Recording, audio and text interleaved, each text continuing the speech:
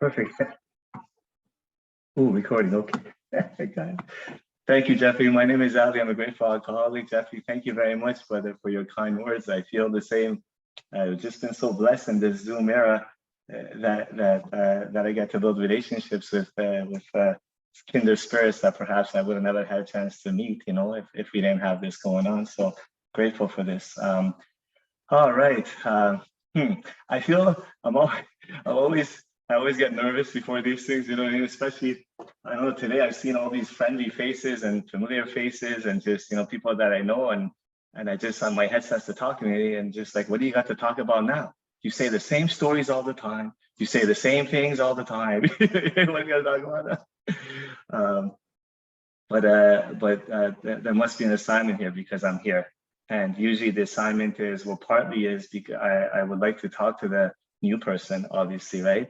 A new man or woman, and share my experience with him or her, or someone who's back, and always part of the assignment is for me to listen, as Teresa says, for me to awaken, for me to grow somehow through this experience of a service to a program that has given me everything that's worth anything in my life. I love Alcoholics Anonymous because of you guys that I have a life. Before you guys, I was a suicidal, degenerate, couldn't put 2 days together, sober, shell of a man on the sidewalk of life. I didn't know what I was doing. The only answer I had to life was to drink at you and drink at that. I'm no longer that today. And I have a beautiful life today. Not a perfect life, but a life filled with a deep sense of meaning and purpose today, which is a lot better than just chasing happiness, you know? Because for me, what happens is that when I chase happiness, my ego gets attached, and I trample. What do you call it? Trample on people and cut corners and take advantage of situations and people, and I drink. Happiness, chasing the happiness feeling is a drug, is a bondage of self. What you have given me is something much deeper, a relationship with a loving God. That's the theme of this meeting, right? Either God is everything or nothing, a relationship with a loving power who has given me a sense of meaning and purpose in life, where the brokenness, where the pain, where the fetal position fear moments in recovery, he has used to make me to help others, to direct me to help others. My faith is growing stronger. It's just such a juicy life today, you know? I wouldn't trade its worst moments for the best. That line in the big book, I absolutely experienced that today. The worst moments of my life today, I wouldn't drink for the best of when I was drinking, you know? Oh. All right. I want to thank the long timers and the old timers. I want to thank you for keeping the light on, because I was one of those souls that I was in and out for 7 years in the program of AA, you know, judging you and deciding what part of the steps I want to do, or if I wanted to do the steps or not. Right? That was me, in and out, angry or depressed. But it was the long timers and the old timers that kept the light on for a broken soul like me. You were kind. You demonstrated principles in your affairs like I've never seen before. You were the walking big books long before I knew what the big book and the steps were. I want to thank you for that. I want to let everyone know that I'm not here to teach anybody anything. I'm not here to tell anybody what to do. I have no idea what you should do. I'm going to tell you what I have done.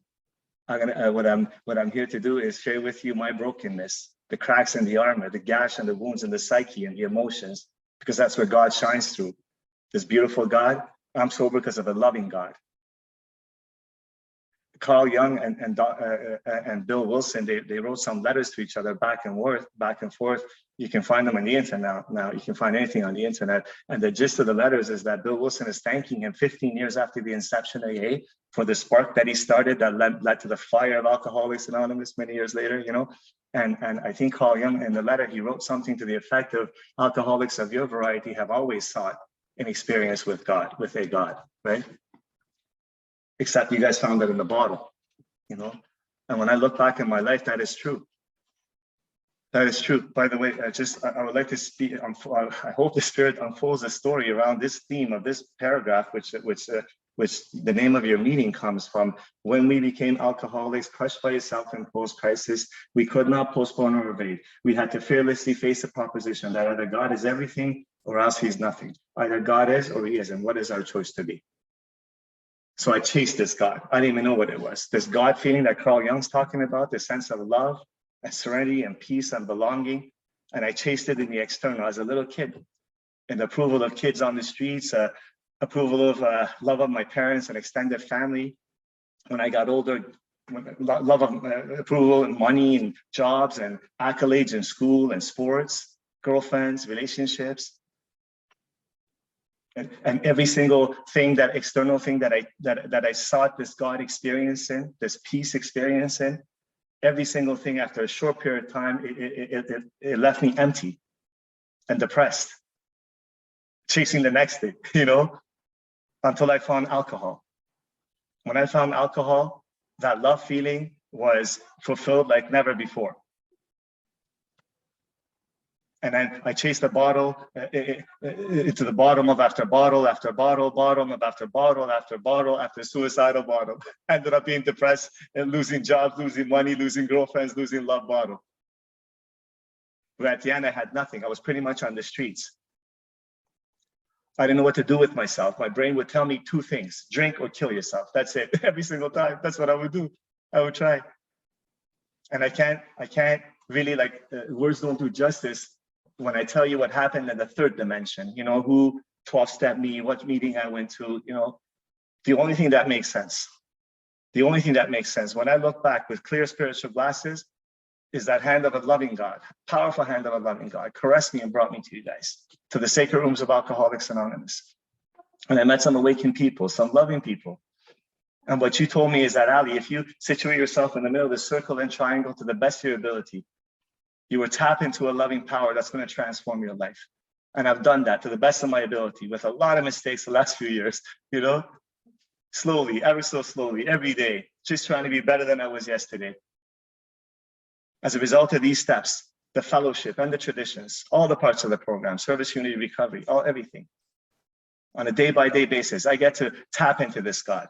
I get to experience this God. I get to awaken to this God. I get to walk under the sunlight of the spirit of this God. And I get to come over here and tell you about this God, no matter what's going on in my life. God doesn't keep me sober, by the way. God doesn't keep me sober. My relationship with God keeps me sober. God is grace. God is love. God is always there, like the sunshine that shines outside. The sunshine doesn't discriminate. I'm not going to shine on this murderer. I'm not going to shine on Ali on the park bench. I'm going to shine on this guy. Sunshine doesn't, God doesn't discriminate. God doesn't keep me sober. God's always there. This love is always there. It's that I have been blocked. I had been blocked. My relationship with God, my level of seeking with God, there's no perfection on it. It's just like the big book says many times. It was just read earlier, I think, right? We don't claim spiritual perfection, spiritual progress. No one. The big book says none of us, not one, some, not Bill Wilson, not Dr. Bob, not Clancy, not Chuck Chamberlain, not Don Fritz, not Mark Houston, not Teresa F., not Peter M. No one, none, nobody can maintain anything like maintain anything like perfect adherence to these principles. We're all on a path of spiritual progress. So it's a seeking, no matter how imperfect. As long as I'm seeking, the actions that I take determine my relationship with God, which determines my sobriety and has determined my serenity in life. That's it. Very simple formula. And I like to complicate it, you know what I mean? I like to put God on a spreadsheet. 1 + 1 has to equal 2. I want to describe it to you and explain it to you. It doesn't work that way, right? Not for me. You know, like, I think it's wonderful, the discussions that we have around this power. This infinite loving power, this personal power. I think it's amazing because these discussions motivate and inspire and sort of open up sort of new world at times for me to look at, different angle, right? But these discussions, if they don't inspire me to take some action, I'm dead in the water. It's the action in this program that gets me to build a relationship with this power who doesn't make too hard terms for me. So for 7 years, I was in and out dying. And the beautiful old timers, they had no access to grind with me. They wouldn't make fun of me. They wouldn't chastise me. They would just let me say whatever I need to say. And they would come on in, Ali, have a cup of coffee. Why don't you come up with your own conception of God? I was like, okay. You know, so if you're there, I'm going to humbly ask you, please come up with your own conception of God. whether it's a loving, like a soul of a loved one that's passed on, that dear to your heart, or the energy of the universe, or the collective consciousness of this group, which is a power greater than me, that's for sure, or the 12 steps as a path of goodness, anything other than me, you know? 7 years in and out. I think 3 suicide attempts in those 7 years that I was in and out. And those 7 years served a purpose, because it says so here, when we became crushed by a self-imposed crisis. I'm an alcoholic. I drink like fish swim. So I had to become crushed by a self-imposed crisis. What that means is that every idea that I had in my head to prove to you that I'm not an alcoholic, all the information that I needed to digest, all the girlfriends that I needed to date, all the jobs that I needed to pursue, and all the accolades that I need to have to show you that I'm not an alcoholic, that'll fix me. They had to fail me for me to come in front of you, humble, crushed by a self-imposed crisis. And then I couldn't postpone or evade. When I got to this paragraph, I couldn't postpone or evade anymore. My teacher, my sponsor at the time, she took me through the big book line by line. Like people tried to take me through the big book and the steps in different ways. I just wasn't ready. I wasn't crushed yet. But when I was crushed, she started to take me through the big book line by line, and the big book like just became alive. She poured her experience on it. And I was like, oh my God, I'm an alcoholic. So I got to this paragraph, crushed by a self-imposed crisis, not intellectually, you know, like in and out 7 years in Alcoholics Anonymous. I understood finally what an alcoholic is. Not DUIs, not jails, not broken hearts. Anybody that drinks a lot will do that. Any human being that's a little bit wounded and crushed will do that to other people. What makes me an alcoholic is that when I take a drink, I can't tell you when I'm going to stop. And I have no more power, and intelligence has nothing to do with it. Sexual orientation has nothing to do with it. Religious leaning has nothing to do with it. And in addition to that, the second thing that makes me an alcoholic is that even though I have had ample evidence in my life that I destroyed my life, that I beat up my sister for money, that I broke my mom's heart time after time, that I promised that girlfriend I'm just gonna go have 2 pints at the bar with the guys, honey. I'll be back 2 weeks, I'm gone. Ample evidence in my life that when I drink, the drink destroys my life. Then why is it that I take that first drink? That's the other part of alcoholism. Because I have a mind that has a virus in it. Left to my own devices, it'll always tell me a drink is an option. It's always told me. It's been so clear to me because I was crushed by a self-imposed crisis from my own experience. I have cuts on my wrist to prove it. I have 15 emergency room suicide attempts stories to prove it. That after every single one, I'm promising one of my loved ones that I'm not going to drink again anymore, Ma. I promise you, meaning it. And 2 days later, I'm drinking. I'm an alcoholic because of a physical allergy and a mental obsession. That's it. So I knew this intellectually for 7 years. But when I got to this paragraph, I had experienced it for 7 years. I have to pour my experience on the page of this book. That's the reason this book, which is a couple of inches, 2 inches thick, becomes thousands of kilometers deep. When somebody shares the experience with that, I share my experience with, you know what I mean? I could not postpone or evade. I had to fearlessly face the fact that either God is everything or else he is nothing.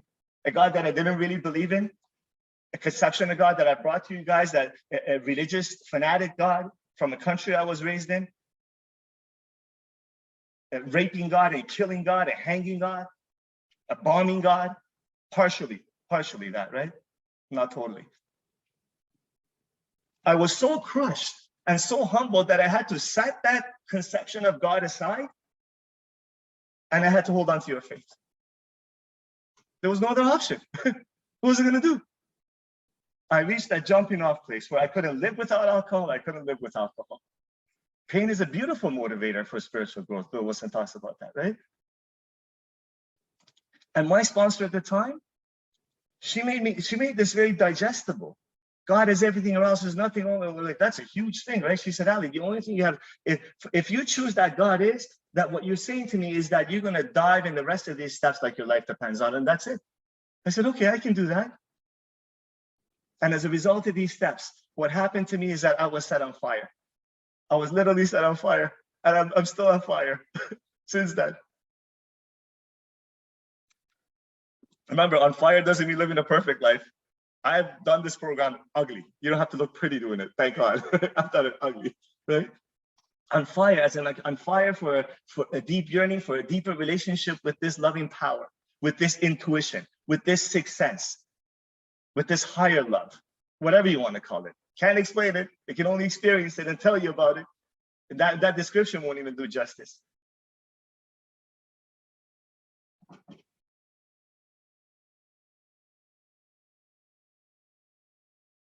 In love with life, on fire and in love with life, in love with my wife and my beautiful little baby boy, and the men that I sponsor, and my sponsor, you know, with you guys, the love that we share.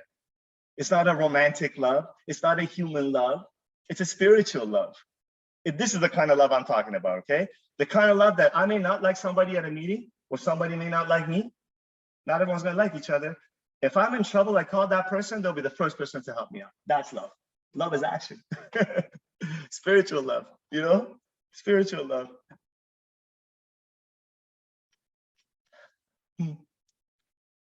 Man, there's so much to say, so little time. Okay, I know this is, so here, okay. Crushed by a self-imposed crisis. Could not postpone or evade. Had to fearlessly face the proposition that either God is everything or else is nothing, right? Become humble enough to receive the beautiful message that you guys are talking about of this big book. Sober, without a drink, few years in. Depression coming at me. Crushed again, crushed. See, self has never left me. The only promise that's 100% in this big book is that drink will be taken away. The rest is a work in progress. Self has never left me. It's come for a visit, alcoholism, but it doesn't come as a drink anymore. It comes from the back door and diagonally and from sideways. In the few minutes that I have left, about I think 9 minutes or so that I have left, I'm going to tell you, I would like to share with you two experiences in my life that may sort of demonstrate crushed by a self-imposed crisis and coming to either God is everything or else is nothing, right? One is depression. Ever since I was a kid, I faced depression. I experienced depression.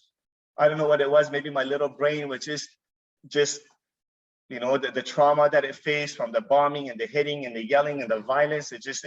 Maybe it just was too scared, didn't know what to do. So it kept on wanting to go to sleep, was shut off, you know. It followed me into recovery, it followed me into adulthood. I'm 2 years in, sponsoring a lot of men, speaking here and there. A few years back, coming to these rooms and telling you the relationship with God is the most important relationship in my life, and ashamed because I'm facing depression. In some areas of life, I'm acting like just. My wife and I man, there was a period of time where this depression got a real hold on me, and I was trying to get outside help, inside help, steps, everything that I could. I remember my son was born, he was 6 months old. My wife and I were fighting over finances a lot.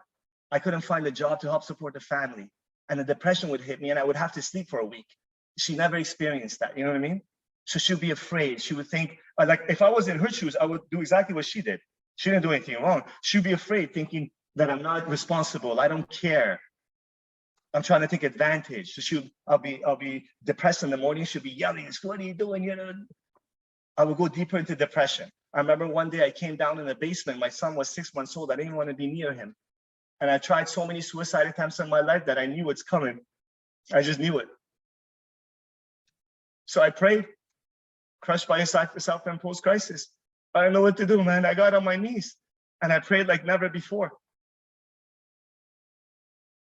All of a sudden, something came over me. I just ended up getting into the car, driving to the emergency room. The whole way I'm praying, God, can you please show me what your assignment is for me? Can you please use me here? Can you please use me? Please show me. Take away this selfishness, self-centered fears. Please take them away. Can you please use me?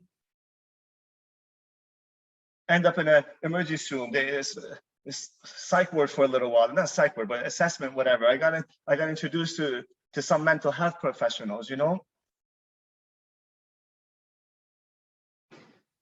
It got a lot better. All of a sudden, the pills that they were giving me, which helped me a lot, it became a prison. They started making me worse. I didn't know what else to do.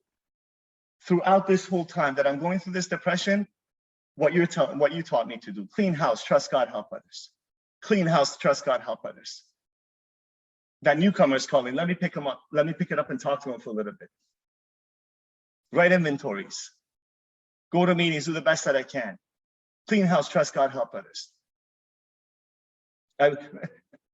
Man, there were periods of time where I would have this depression and it would come for a visit. And I started to notice throughout this whole time, clean house, trust God, help others. Messages would come, you know, different ways to try to deal with this thing. And then throughout, all of a sudden, I look back and I see, oh my God, it's less often. It's less intense. It's not crushing me anymore. The times where I ask God to use me, right? He puts people in my path that have suffered from depression. I share with them. I remember men that I sponsor at times calling me with their depression. And I start to realize, man, if I wasn't going through this depression right now, I don't think I could have the level of compassion and humility and understanding to help them. Because my ego would say, has told me before, right? He's calling me about the same thing for the 100th time, right? Man, this depression served a purpose. Man, God uses brokenness to just make gold out of it. I become a better person. I become more compassionate. I become more grateful for what is. And it's transformed this depression, you know? Once in a while it comes for a visit, I stop making it wrong. I stop playing God because you taught me. I stop disputing and arguing and why is it happening to me? It shouldn't be. Why shouldn't it be? Why? Is it not God is everything? Either God is everything or God is nothing. What's the relationship you made back in the third step? That I'm going to jump for joy, happy, never have downs and valleys in life? God make me rich, bring me a beautiful wife, and make me a circus speaker? Is that what it was? No. You build with me, you do with me whatever you want to do. Relieve me of this bondage of self, this selfishness, this disagreement that I have with reality. I want this to be different. I want her to treat me different. Take this away from me. Take away my self-righteousness, my selfishness. Please take away my difficulties. Because victory over them may bear witness to those I would help of your power, your love, and your way of life. So difficulties and valleys in life serve a purpose. They are there for me to seek him, for me to develop a deeper relationship with him, for the light to shine through the womb. Because I made a deal on the third step that I'm going to help your kids. God, you're the employer. I'm going to stay close to you and help your kids. The rest of the results of life, none of my business. My marriage. Relationships. I never had, listen, I was not the gangster or the big businessman. That wasn't me. I was a loser right off the bat. This disease got me fast and early. And I wasn't Don Juan either. Okay? Nobody ever really wanted to be with me. I always had short-term relationships. Everybody always left me. They should have. I was ugly on the outside and inside. That's just the truth. Every relationship I had, I held hostages. My idea of love is what you do for me. If you love me, if you pay attention to me, then I love you. If you don't, then I hate you. My idea of relationship was jealousy and yelling and embarrassment and manipulations and stealing, hostage taking, torture for the other person. That was my idea. I didn't know how to have relationships. I learned how to love and be in a relationship in an Alcoholics Anonymous in a marriage. In a marriage. Apsi and I met when I was in and out of AA for years, right? And I knew Apsi for years, just friends. And then I was back. We're 4 months, no steps, as always, really active in AA. Went out for a night, came back and drank, and I was no alcohol since then. I've been sober since then, right? And her and I met, and I had about 3 weeks in. She had a year in, okay? And I don't recommend this to anybody. It's just what happened to us, right? And I remember she was, you know, I just want to say this, guys. Just this is a footnote. I got 4 or 5 minutes left. Just a footnote. I'm so grateful for the people that were around me, you know, for the elders, because what they didn't say is that if you date that girl, I'm not going to sponsor you. What are you doing? They didn't do that. You know, what they did say is that, Ali, you better continue to dive in these steps because your life depends on her, maybe hers. She's not going to fulfill you the way you think she is. If you think that's the case, you're going to drink over it again, you know? They gave me suggestions. Anyways, we have a 7.5-year-old boy up there, by the way, will prove you different. It will prove you wrong if you say, you know, we shouldn't have gotten together. So the point is this: her and I got together. I didn't know how to be in a relationship, and neither really did she. I never had a healthy relationship in my life, right? Feeling less than my entire life. Through these steps, through the sponsorship, through you guys, we start to be able to sort of wake up to what is love, what is a relationship is, what a give and take is. And it got to a point, her and I, we were just really going at it. Our relationship, the best way I could describe it is like bipolar in the past, right? Extreme love and then chaos, not in the middle. That was our relationship, right? And it got to a point where, you know, it would get better and better, and then it got to a point, for many different reasons, we separated. We separated, and I was renting a room in a men's recovery home. No, that was early on. I was renting a room in a house just close to my house over here, right? Because I wanted to be close to my boy. We hated each other for a while. I was sure that she's to blame. She's controlling. She chases money too much. She's cruel. She doesn't understand me. She should treat me different. I was sitting in that room, I don't know, a few years sober, right? Sponsoring a lot of men. All of a sudden, the 4 horsemen came for a visit. And they started to talk to me just like they talked to me many years before. Why don't you kill yourself? Why don't you take a drink? In sobriety. In sobriety. In a room alone by myself. Depressed. And I don't know what happened this time. My knees got bent is what happened. I was crushed by a self-imposed crisis is what happened. I got on my knees and I begged God, God, please remove this self-centeredness, selfishness. I'm tired of it, man. Can you please help me? And I picked up the phone and I called one of you guys. And this teacher, like every other teacher that's around me now, listened to me kindly, shared their own experience, and pointed me to God, pointed me to some inventories, some action. Because it's in the seeking that I experience God, right? Not in the talking about, in the seeking. And I woke up. I've written many inventories on this situation with my wife before, many of them. I'm so grateful for my sponsor, Butch, and for my friend, Teresa, that walked me throughout this chaos for those couple of years. All those inventories, all the accumulation of all the seeking, of all the actions led me to that day in that room. When I read my inventory and I woke up, I don't know what happened that I woke up and I saw that it was me again. I saw it was me. The reason I was crushed by a self-imposed crisis in this marriage because it was me. Everything that I'm accusing her of, it was me. I'm controlling in my own way. I'm cruel in my own way. I take advantage in my own way. I am inconsiderate and self-centered in my own way, the things that I was doing, but I don't see it. Alcoholic, South will run riot, but he usually doesn't think so. You know, don't see it. And I woke up to the fact that I was just detached from being married. Not that I didn't want to be married or be with my son. I was detached from this, you know, it was like I was detached from it. And I just wanted to practice principles in a marriage that wasn't working and just be loving to her and co-parent. And I started to do that with your help and with the help of my sponsor to make God everything, not this marriage everything, God everything. And all of a sudden, one thing led to another, and the pandemic hit, right? Just 5 months before the pandemic, just 3 months before the pandemic. Pandemic hit, and we thought we're all gonna die, and we started to get really close, and Ashley's like, why don't you move back home, because we may die. So let's spend this last little while together, you know?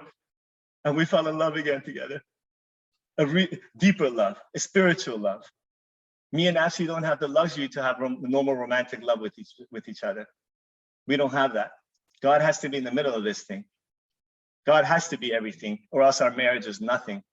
And I usually make it nothing. It doesn't matter what the other person does. I don't get drunk from other people's mistakes. My serenity is not disturbed. Well, it's not destroyed, let's say. Maybe it's disturbed, but not destroyed because of other people's mistakes. I get drunk from my own mistakes. Actually, no, I'm sorry. I don't even get drunk from my own mistakes. I get drunk from defending those mistakes. God is everything, or else he is nothing. This loving power. And if you're newly back, I don't even know where everything went, man. Whatever the Spirit took me, it took me. It went all over the place. I'm sorry if it didn't, wasn't coherent. I'll tell you this. I'm so grateful you're here. Thank you for being here. Because it takes a kind, loving listening for the Spirit to you know what I mean? Thank you for your listening. Thank you for your generosity. I get to be sober one more day because I come over here and talk about this loving power. And if you've reached that place of desperation, where you've been crushed by a self-imposed crisis, and if you think you cannot no longer evade, like life just doesn't make sense, you don't know what to do, get a sponsor, join a home group, and dive in these steps and experience this loving God that we're talking about. Experience this loving God that we're all raving about. Do you know what I mean? It's an experience. To know God, I got to be out of this mind. I cannot intellectualize this power. It's an experience. And the experience usually is magnified when I'm in loving service to you. God bless you. Thank you for allowing me to share.